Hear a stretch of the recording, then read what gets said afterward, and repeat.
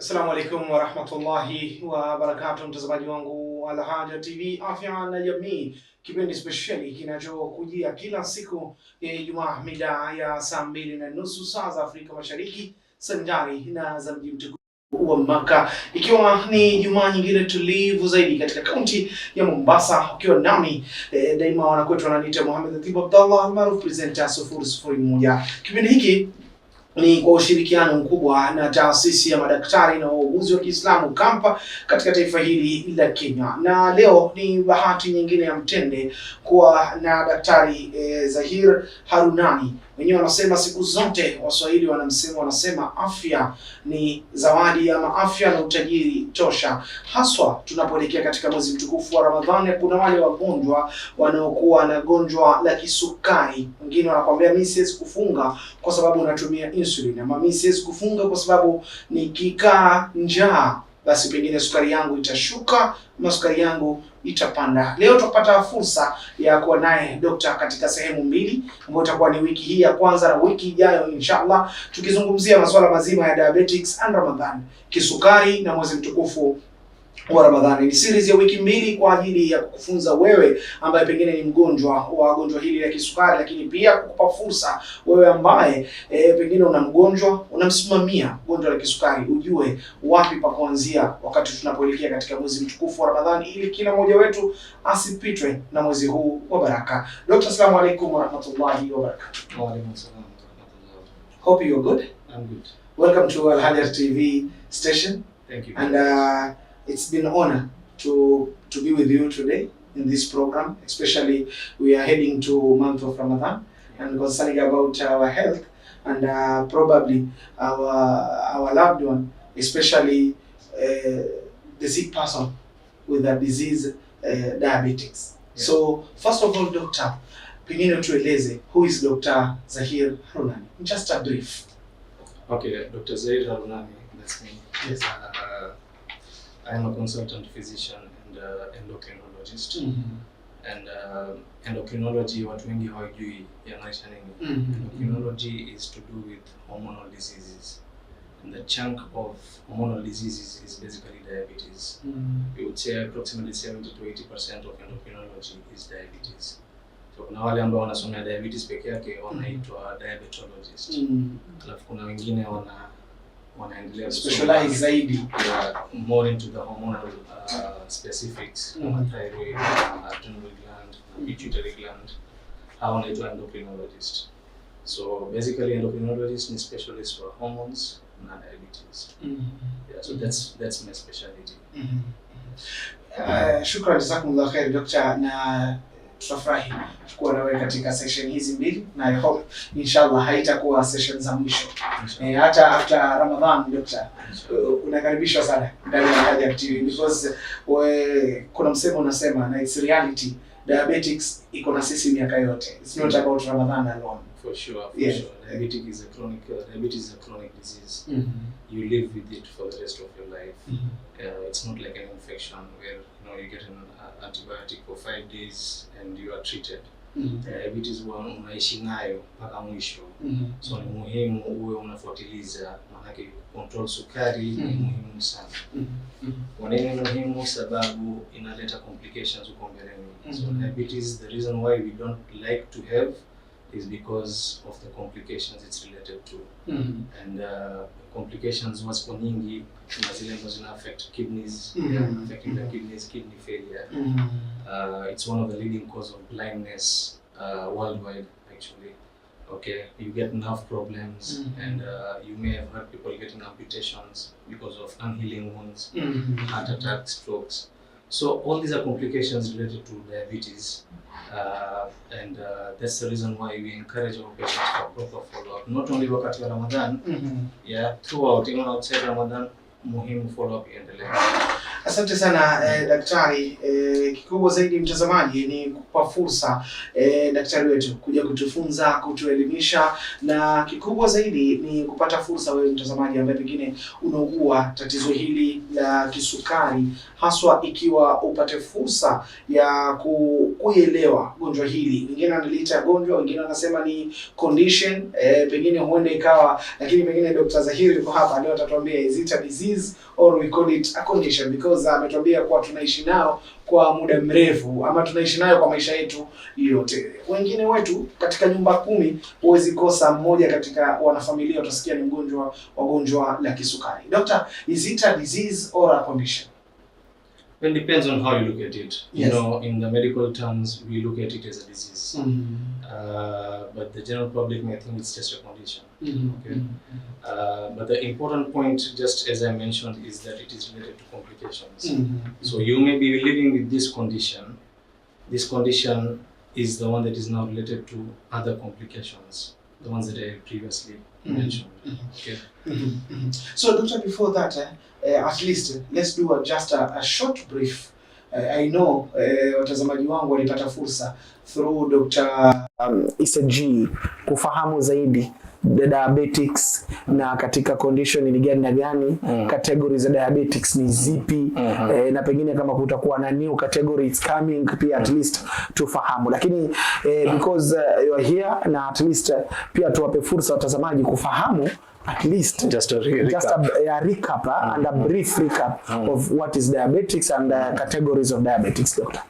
Okay, in the simplest terms, we could say diabetes is a condition where the body is not able to maintain the sugar levels in a particular normal range. Okay, the sugar is persistently high, and the high sugars now in the long term is the one that now leads to this complication that we were alluding to previously. So yes, diabetes is a condition where sukari inakuwa juu, the sugar level is high. Now why does the sugar level remain high is because of mostly 2 factors. Number one is where you don't have enough insulin secreting capacity. Insulin is a hormone huwa ambayo inatoka kwa wengu pancreas, the beta cells of the pancreas. Now there is type 1 diabetes, which is the first category of diabetes, which is not the most common, okay, but it affects mostly younger people. What nasema we should suspect it in anybody less than 30 years of age. Okay, so in these people, pancreas is damaged and it is not producing enough insulin, or it is not producing insulin at all. Now the role of insulin is to try and regulate your blood sugar in a normal range. So when you don't have that insulin at all, then sukari yako inakuwa juu, your sugar is persistently high. So that is type 1 diabetes. Okay. The other classification of diabetes is type 2 diabetes, which is the most common type of diabetes. It affects many people worldwide. Okay, and the problem with this type of diabetes is that your pancreas is okay, it is producing insulin, but that insulin is not working where it's supposed to work. The target where it's supposed to work, because insulin is supposed to work at the liver, at the muscles, at the fat tissue. Kazi yake ya hiyo insulin ni that glucose that you are taking in, insulin makes that glucose to be taken up by these organs. Lakini unfortunately, that insulin is not working at that target organ. We call this insulin resistance. Okay. Now, longer into the disease, type 2 diabetes, the pancreas starts to get degenerated. When it's degenerating, now the insulin production also reduces. You get the point, right? So in type 1 diabetes, you don't have insulin at all. These are people who are entirely dependent on insulin. In type 2 diabetes, which is the majority of the people, insulin resistance is the problem. The insulin is there, but it is not working where it's supposed to work. So huwa tunapeana dawa, we give medications to make that insulin work, so that the sugar can then be regulated in the normal range. So it means, Doctor, in a short briefing answer, type 1 ni watu ambao nyinyi mnawapa insulin. These so are when we see someone dependent. Okay, when we see someone using insulin, tunajua huyu ni type 1 diabetic. Not necessarily. As I mentioned, long-standing type 2 diabetes, when the pancreas degenerates, insulin inaanza kupungua, even in type 2 diabetes. So eventually the type 2 diabetes will end up also requiring insulin. So we have mentioned type 1 and we have mentioned type 2. There is another third classification, ni sukari ambayo inaingia kwa wakati wa mimba kwa kina mama. Mama wajawazito. Mama wajawazito, exactly. So this is what we call gestational diabetes. Okay? Kama mwanamke akona sukari kabla hajakuwa mjamzito, that is type 1 or type 2 diabetes pre-existing, then she becomes pregnant. But this one, gestational diabetes we are talking about, is wakati anapata hiyo mimba, during the pregnancy is when now she gets the diabetes. Na sana sana it is because of the placenta. Wajua ile placenta inatoa hormones. Yes. That hormone can cause insulin resistance. So that is why katika mimba, during the pregnancy, unaona sukari zinakuwa juu, the sugar remains high. Lakini once akishazaa, sukari sasa zinarudi normal because ile placenta ishatoka, that insulin resistance inapungua kabisa.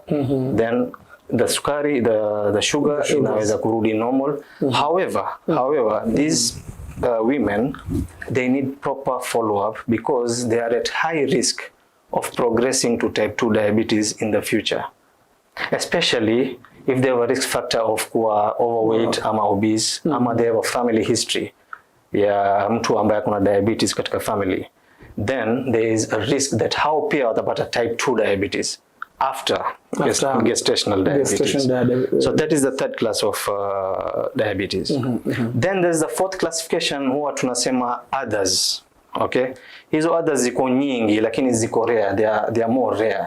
Okay, we don't see them very commonly. They could be related to some other endocrine diseases like thyroid disorders, okay, or they could be related to drugs, okay, or there are some genetic syndromes, some genetic problems that could lead to diabetes. We call them maturity onset diabetes of the young or monogenic diabetes.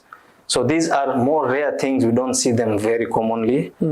Yeah, but this is for us healthcare professionals to to try and explore. Yeah. Doctor, allow me to ask you two questions, then tuingie kwenye topic. Yes. The first question, mwenye diabetic type 1, anaweza migrate to diabetic type 2? No. Actually, the answer is not a no. It could be a no and a yes. Okay. Now, why do I say that? Because type 1 diabetes, as I said, is where you don't have insulin at all. Yes. Okay. Now, when you give these patients, these people with type 1 diabetes, insulin can cause weight gain. Okay. So there's a tendency of these people to gain weight. Okay. And these days we have a lot of childhood obesity also. Okay. Now obesity can lead to insulin resistance.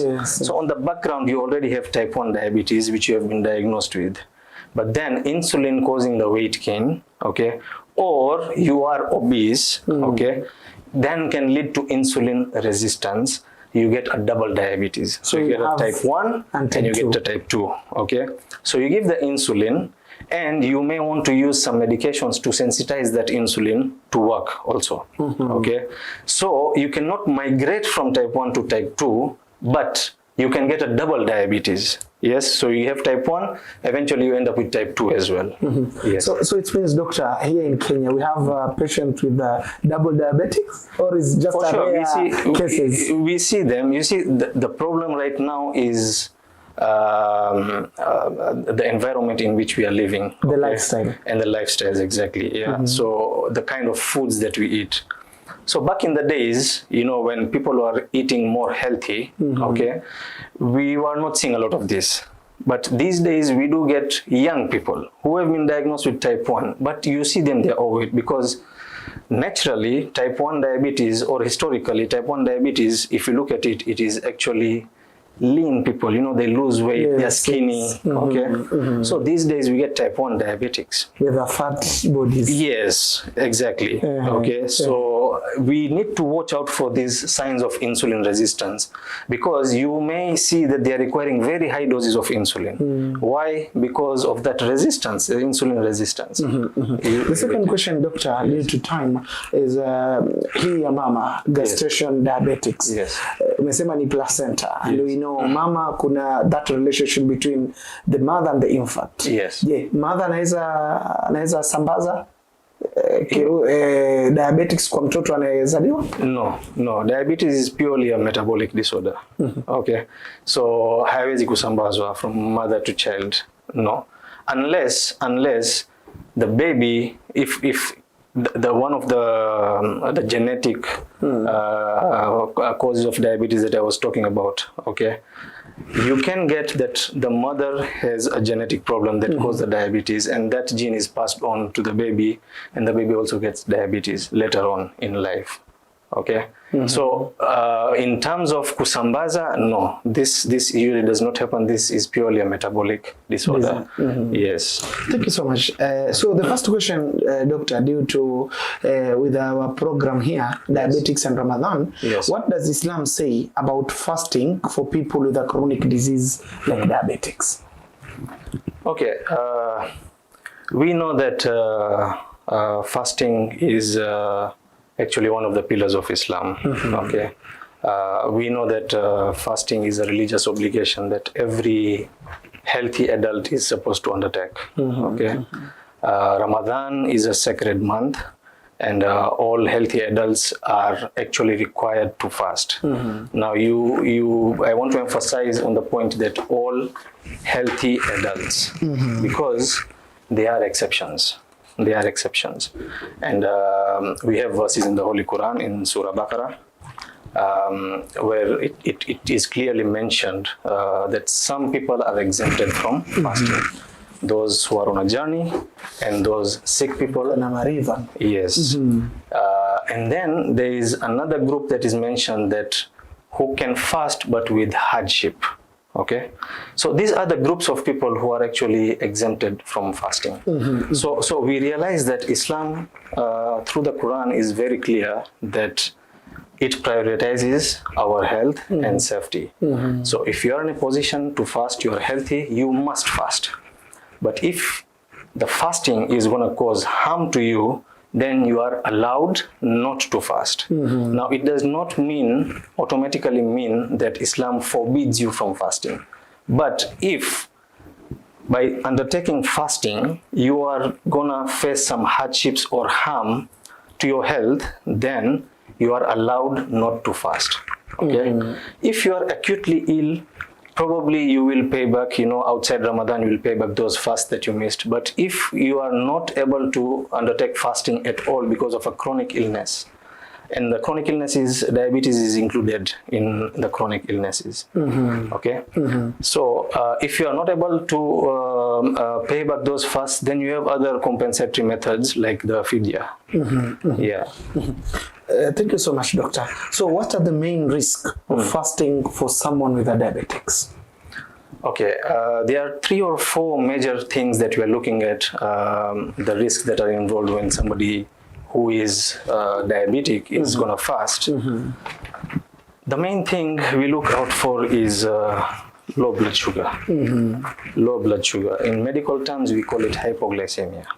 Okay, because you are going to be fasting, you are not going to take any meals from dawn to dusk. Almost that's around 12 to 14 hours, and depending on the location where you are, in the northern and southern hemisphere where they get winters and summers, if you're fasting in summer, you can even go up to 18 to 20 hours. Yes. Yeah, but here in the tropics where we are closer to the equator, we are fasting approximately 12 to 14 hours, correct?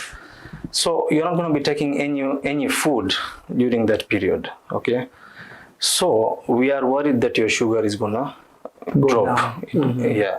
So if it goes down, that is called hypoglycemia in medical terms. For the public, huwa tunaita low blood sugar, because I think that's how the public understand. Utasikia mtu anasema sukari yangu imeshuka. Sukari imeshuka, exactly. Yeah. So sukari kushuka, and the cutoff that you're looking at is around 4, 3.94. Sukari kushuka chini ya 4, hiyo inaitwa hypoglycemia, low blood sugar, ambayo ni hatari. That is one risk of fasting. The second one ni sukari kupanda. Okay? Hiyo ni tunaita sisi hyperglycemia or high blood sugar. Okay? High blood sugar sana sana inatokea wakati gani? When you have fasted the whole day, na wakati wa kufuturu, at the time of iftar. Traditionally, sisi Wahindi ama Waswahili ama Waarabu, we look at our culture and tradition. What are the kind of foods that we eat during iftar? Viazi. Exactly. So kuna mafuta. Exactly. So utaona kuna bajia hapa, kuna viazi karai, kuna vitumbua, kuna kaimati, alafu kuna wali, kuna mikate, naan, kuna sharbati, yes, all fizzy drinks, sodas, okay? So all these are carbohydrate rich, and some of them are processed foods. So you can get, when somebody has broken the fast and has taken the iftar, that is the time the sugar spikes. It can go very high, okay? Not very common, but some people also have very heavy suhoors, okay? And that can lead you to your sugar going up during the fasting period also. So you can get high blood sugars even when you are fasting. Okay, we are worried about the low blood sugar, but the high blood sugar can still occur when you are fasting. Okay, remember, insulin is a problem. There is no insulin, or insulin is not working. So when the sugar starts going up when you are fasting, there is no insulin to regulate that. Yes. Okay. Yes. So you may go into a condition. The third risk that we are talking about is what we call diabetic ketoacidosis. It's a very severe acute complication of diabetes. When your sugars go very high, you become dehydrated. Okay. You may experience severe thirst. You may experience abdominal pain, vomiting. Okay, or rapid or deep breathing. This is another condition I'm talking about, diabetic ketoacidosis, and it's actually a medical emergency. The fourth risk that we are talking about is dehydration. Okay, dehydration is basically a state where mwili imepungua maji. Okay, because remember, as much as you're not eating, you're also not taking any fluids from suhoor mpaka iftar. Okay. So you get a tendency of becoming dehydrated, okay? And there are medications that can actually worsen this dehydration, okay? We call them SGLT2 inhibitors that can actually cause you to pass a lot of urine, and you're losing a lot of water in the urine, and you become dehydrated. So this becomes very important for those patients who are taking these medicines, okay? So dehydration can lead to your blood pressures falling, and when your blood pressures fall, your kidneys may get damaged. Okay, so patients who are already having existing kidney diseases from their diabetes, that dehydration can actually worsen their kidney function. So these are the four things that we are really concerned about. And there's a fifth one. The fifth one is when blood actually starts clotting. You know, when you're dehydrated, all the blood cells huwa zinaganda and you can get clots forming in your blood vessels. Huwa sisi tunaita thrombosis.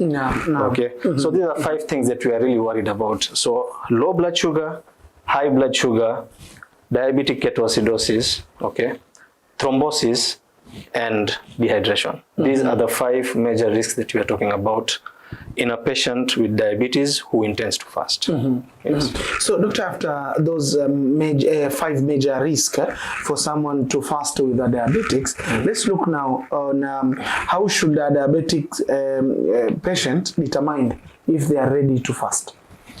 That's a very important question because you realize that you are living with diabetes and Ramadan imefika, and you really don't know what to do about it. Okay. So, if you want to determine if you are fit to fast, you need to plan early. Planning early is very, very important. Okay, you need to give yourself at least 1 to 2 months, and the guidelines actually tell us even longer, 2 to 3 months, to prepare yourself before you get into Ramadan. Okay, if you look at the Diabetes and Ramadan Academy guidelines, International Diabetes Federation guidelines, they are very keen on this point that plan early. You have to meet your doctor at least 2 to 3 months in advance. What is the purpose for this meeting with the doctor?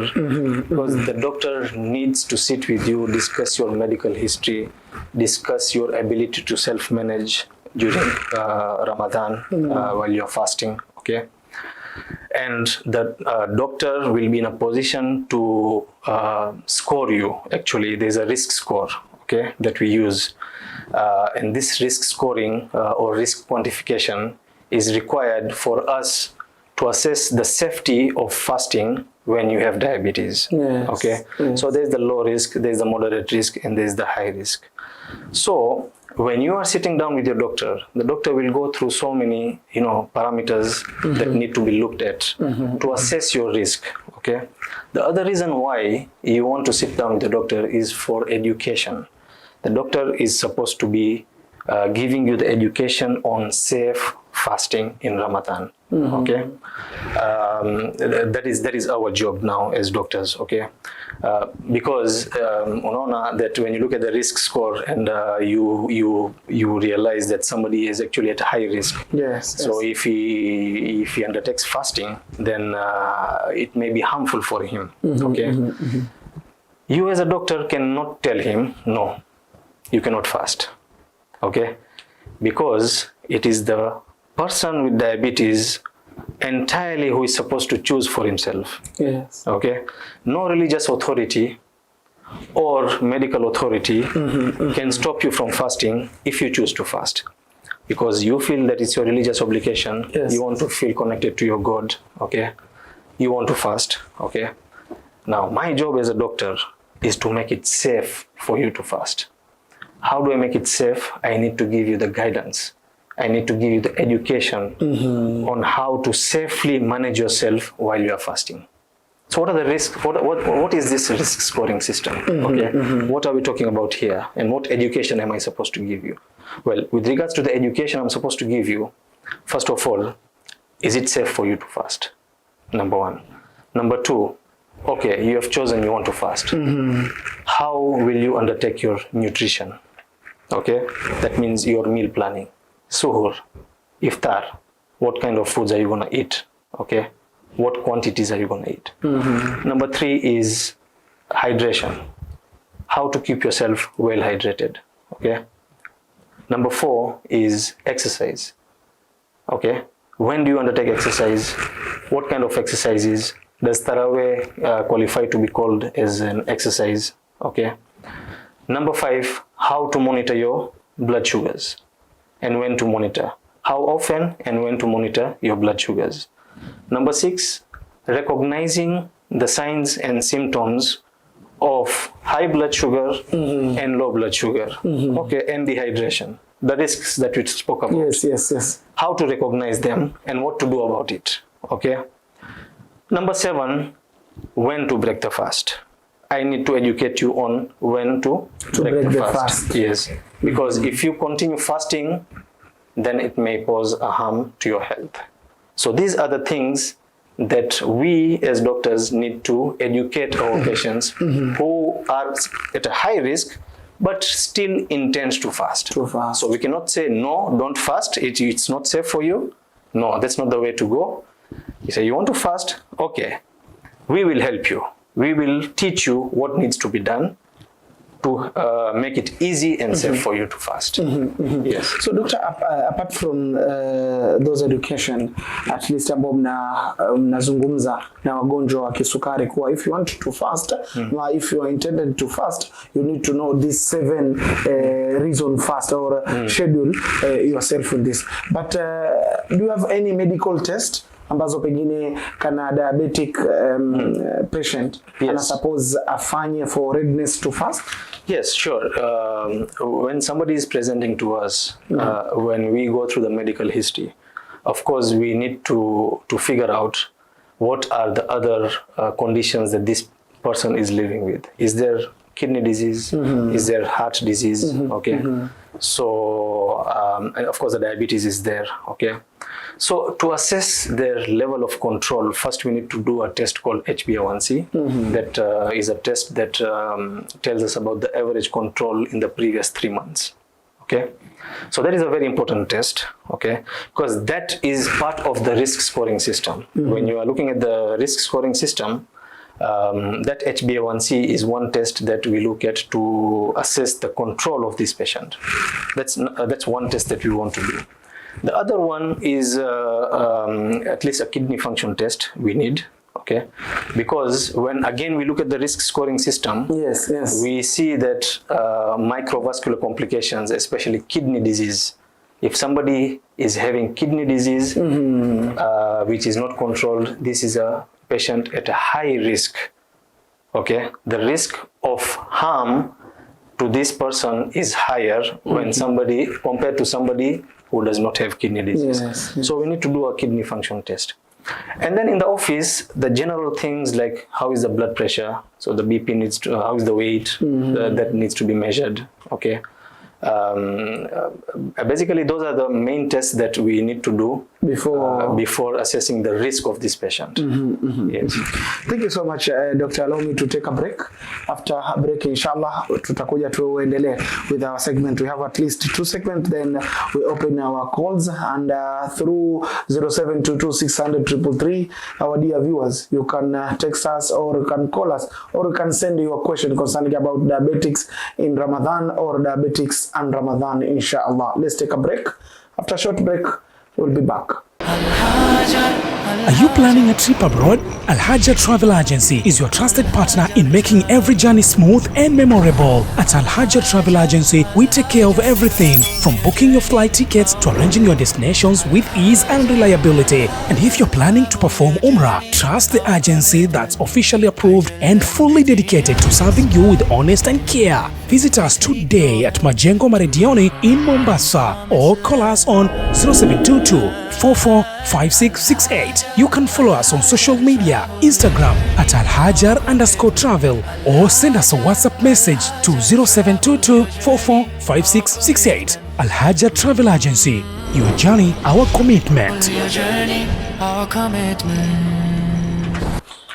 Asante sana mwelekezi wangu Said Abdi kwa kuhakikisha tangazo na advert zinaruka sawa sawia zaidi. Kwa zidi kuelimika na zidi kutazama Al-Haajar TV, mtazamaji, unaweza kutuma ujumbe wako mfupi kwa leo kidogo kutokana na tatizo la ngavu. Niruhusu utume tu ujumbe wako mfupi, alafu tutaujibu kwa wiki ijayo daktari atakapokuwa anakuja tena. Lakini kupitia 0722600333 utakuwa na fursa kutuma ujumbe wako, na inshallah wiki inayokuja Dr. atajibu maswali yenu kabla ya kuingia katika episode yetu ya pili. Dr. in this segment, we want to know more about managing health while fasting. So what are the best practice of monitoring blood sugar during fasting, doctor?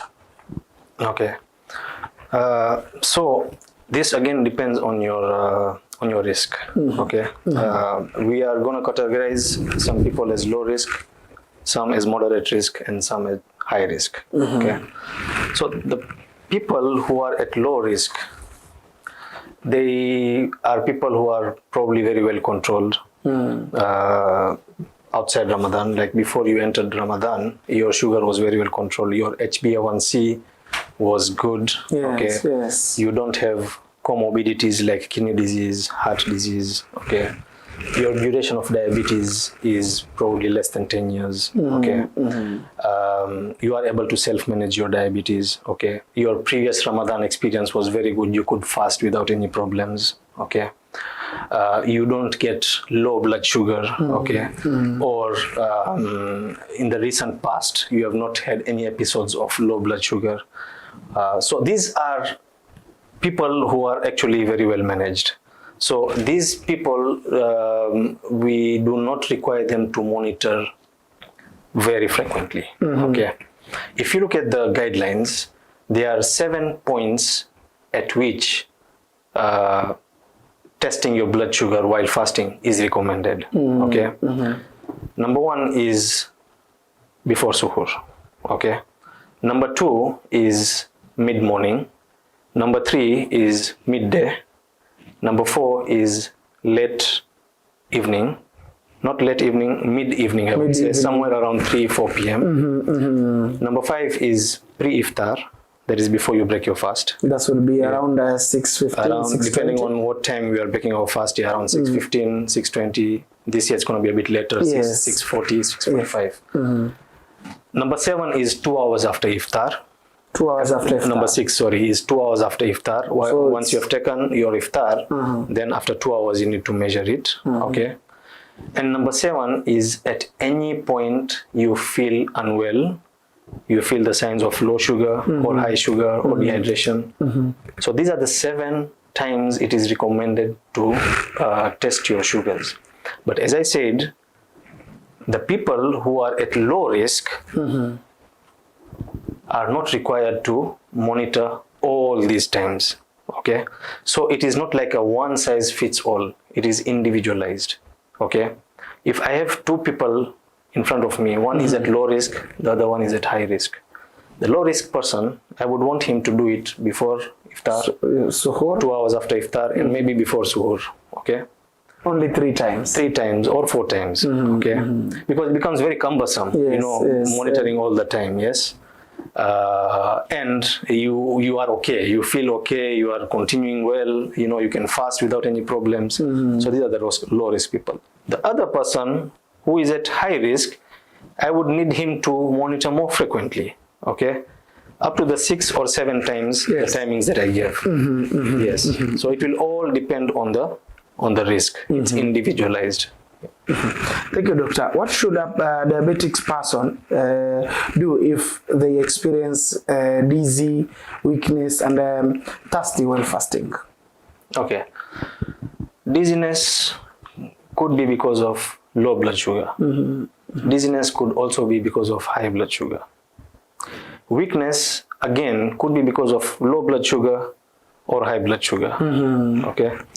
When you talk about severe thirst, this mostly occurs when the sugar is very high. Yes. Okay.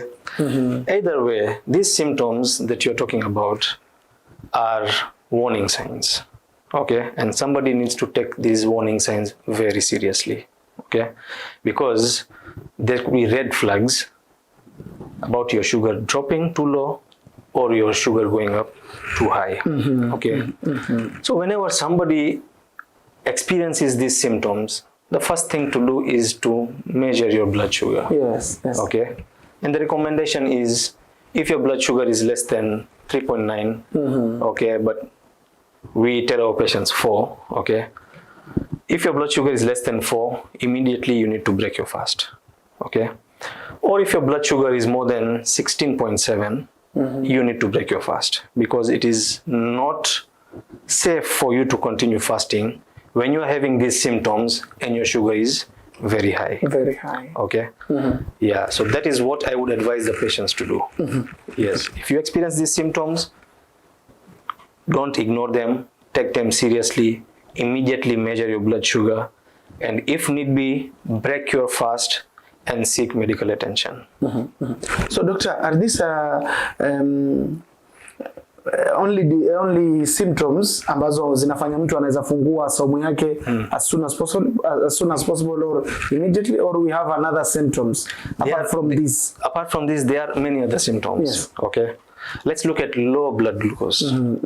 So dizziness and weakness is already there. Yes. Okay. Or somebody may experience shakiness, tremors, sweating, excessive hunger, okay, headache, confusion, or loss of consciousness. All these could be related to low blood sugar. Okay. When we look at high blood sugar, severe thirst. Okay. And if you get into that complication that I was talking about earlier, the diabetic ketoacidosis, because that is related to very high blood sugars. Okay. Then you may get rapid breathing, confusion also. Okay. Dizziness, abdominal pain, vomiting, nausea. Okay. So all these are symptoms that are warning signs for extremely high blood sugar. Yes. Thank you so much, Doctor, for that segment of managing health while fasting. Pengine Doctor, tukizungumza issue sasa za medication and insulin management, how should diabetics patient adjust their medication or insulin schedule during Ramadan? Because utaona kuna mtu anakuambia I'm taking my medication or insulin asubuhi, pengine mchana na jioni pengine. Okay. I would like to start by saying that wajua sisi huwa tuko na ujuaji mingi sana. Naam, okay. Doctor, yes. Yes, so you tend to do things on your own, okay, without proper medical guidance, okay. That should not be done. For any person who has diabetes, okay, and intends to fast, please, the message here, the main point I'm making is that do not self-adjust your medications, okay? That can be more harmful to you, yes. Okay? So having said that, when it comes to medications, dose adjustment or timings adjustment, okay, you realize that you have oral medications and you have injectables like the insulin, okay. There are many different types of medications, okay. Even in the oral medications or zile za kumeza, there are many classes of medications, okay. There are those that could be harmful while you are fasting, okay, because they can cause your blood sugar to drop, okay, or cause you to get dehydrated. And there are those that are pretty much safe, okay. And then now you come to the insulins. Yes, again, insulins, there are many different types of insulins, okay. There are the long-acting insulins, there are the short-acting insulins, the rapid-acting insulins, okay. So, number one, because in Ramadan your meal times are changing, your medication times also change. Yes, okay. Number two, some medications may require dose adjustment, okay. And this will depend on outside Ramadan, how are you taking these medications? Is it a once daily dosing? Is it a twice daily dosing? Is it a 3 times daily dosing? Okay, whether it is oral medicines or insulin. Because you may see some patients taking insulin once a day, twice a day, and there are some patients who are on 3 times insulin, and there are some patients, especially the type 1 diabetics, who are on 4 times. Okay, in a day. Okay, so with each meal they are taking one particular insulin, and then at bedtime they are taking a different type of insulin. So 4 injections per day. So it will all depend on what regimen this person is on. There are medications that require the dose adjustment, and there are those medications that do not require dose adjustment. Okay. Yes. So, Doctor, apart from those schedule ambazo umetuambia, are there any alternative way to take medication? Yes. So, again, let me give you an example of somebody taking metformin. Okay. Metformin. Yes. Metformin is a medication that you see like literally all type 2 diabetics are on, or majority of type 2 diabetics are on this medicine, okay. If this patient is taking a twice daily dose, metformin is pretty much safe. So the morning dose will go to iftar and the evening dose will go to suhoor. That's the adjustment that you make. It's straightforward, okay.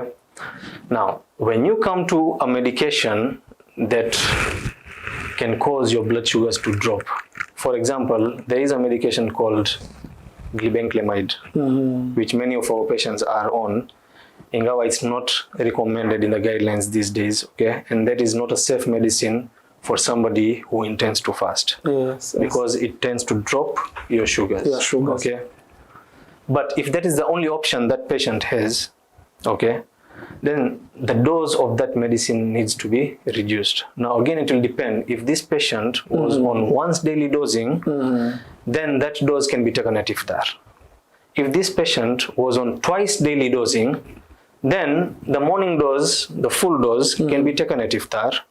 But now when it comes to suhoor, it is always safe to reduce the dose, because after suhoor you have long hours of fasting, okay? and that medication can cause your blood sugars to drop.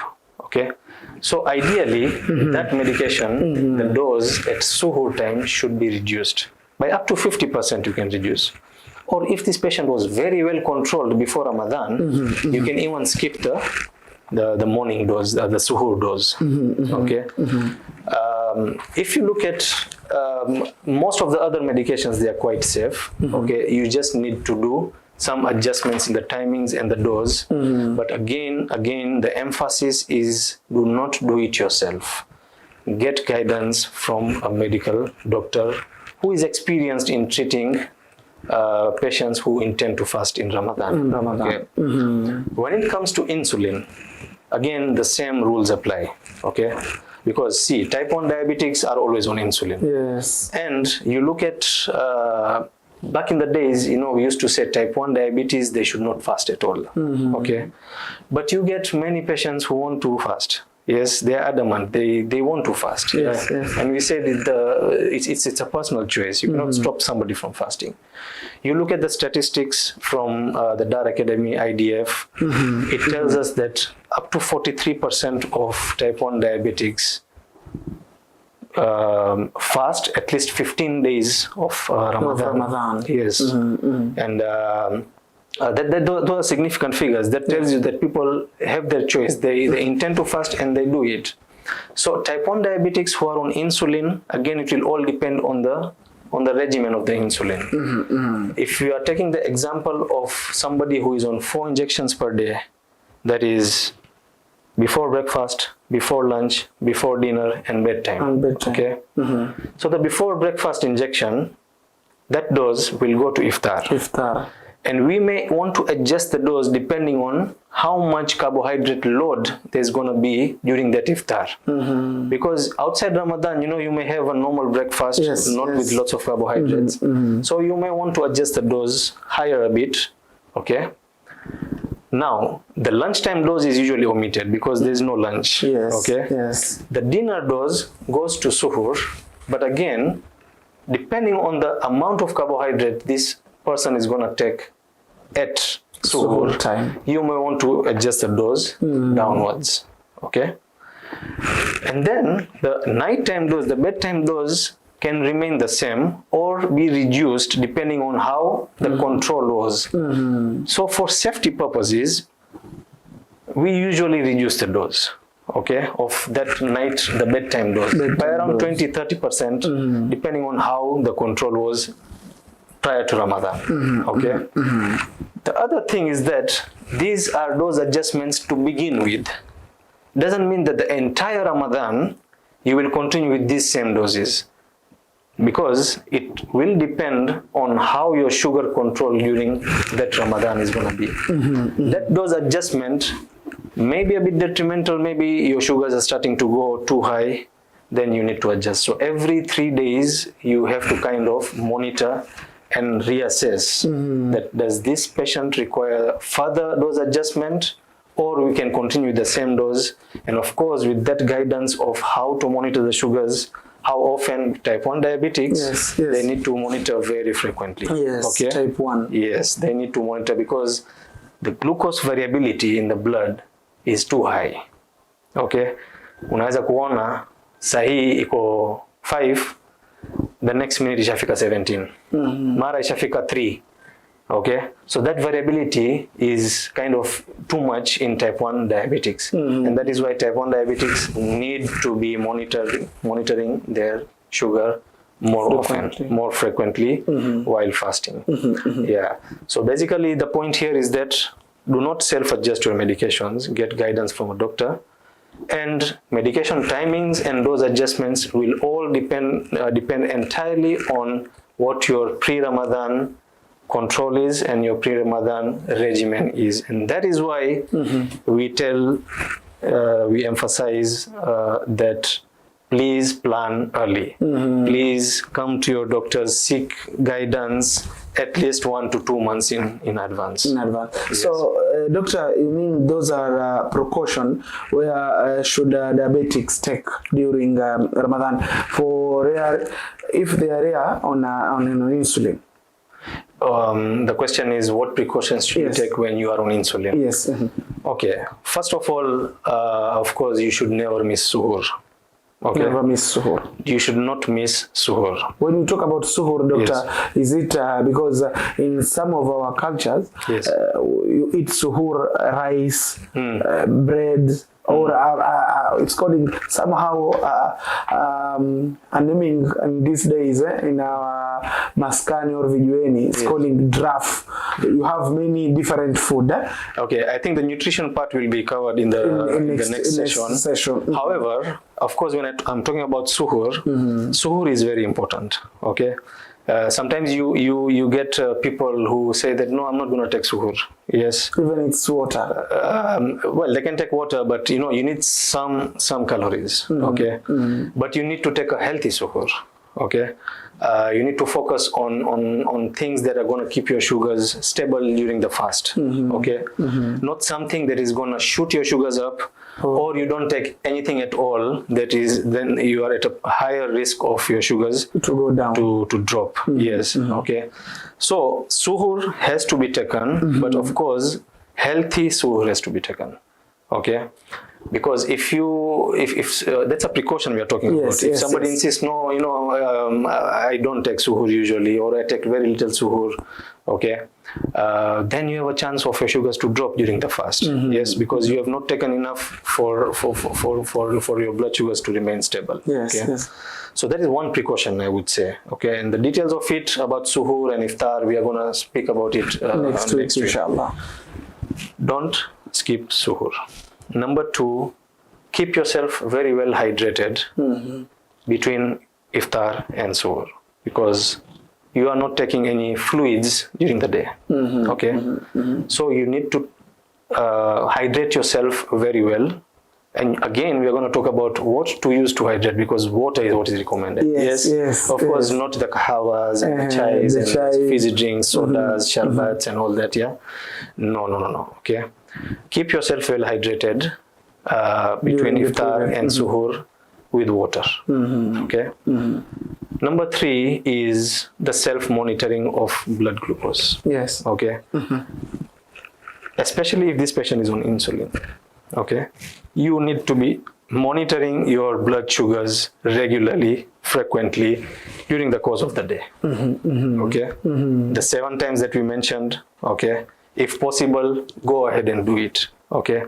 Again, because it is cumbersome and not many people will do it, the next point then is, do not ignore warning signs. Okay. If you do feel any of those symptoms that we spoke about of low sugar or high sugar, yes, dizziness, weakness, severe thirst, hunger, yes, measure your sugar at that time. And to protect yourself from harm, break your fast if your sugar is low or very high.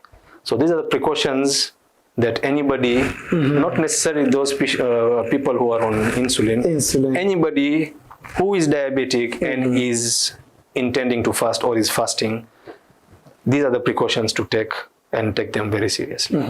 Yes. Thank you so much, Doctor. Due to time, allow me to say thank you so much in this session, the first session. But before that, Doctor, will receive some questions. Then I'll ask you in the next question, inshallah, in the next session. Yes. And before we start the next session, inshallah, he will answer our dear viewers' questions, inshallah. But before we end this session, Doctor, what is your advice to the diabetics patients concerning about, kuna wale wanakwambia I'm using dawa za kienyeji during Ramadan?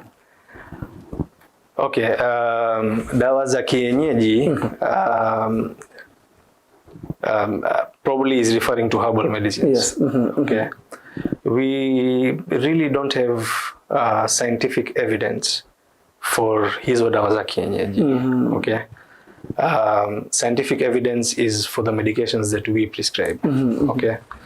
Hizi dawa za kienyeji, you may notice some people, after seeing social media and all this, they run for these dawa za kienyeji, and some people may find that yes, it is helping them to control their sugars, but my advice would be that do not use them as a substitute to proper medications, okay, which have scientific evidence, okay.